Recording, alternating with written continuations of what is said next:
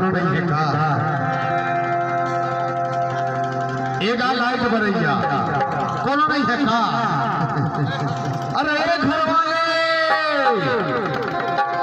अरे कौन लगा कौन हम घर भगा कौन का बात है अरे मैं आज ही अकेले पड़ा वो चलना तेला कस्तूरी ले आया हूँ अच्छा लगा कस्तूरी जंगा टोला ले आए हम तो ही लगे लाल साड़ी बांध गए थे कागा अरे हाँ जान तो डारे बड़ बढ़िया ले आ अरे गाजर सुन ले आया बैठ चल बैठ जा भाई पानी में निकल अरे बड़ा भारी थक बिगा है यार प्यास भला लगे से हम तो समय है तो भाई कैसे बने सूर संगर के तैयार का दूर हर हॉल में आए हैं अरे मैं सुन रहा हूं कि दीपा मोंगरे भारी कर्मा गावत है ऐसे सुने हां एकरे ले टोला में ना न्योता दे ले आया नेता गा हां भाई का के नेता अरे मोर घर में कर्मदार गाड़ी गवैया गाती रे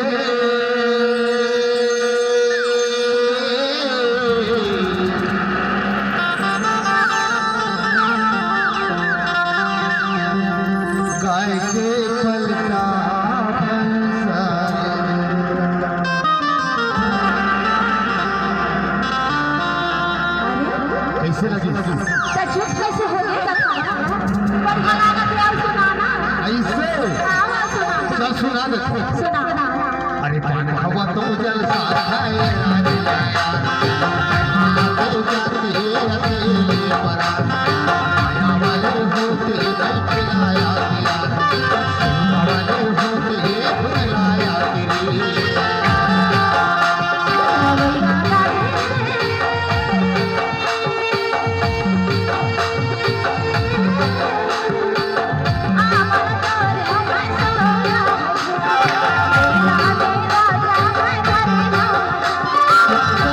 Bye.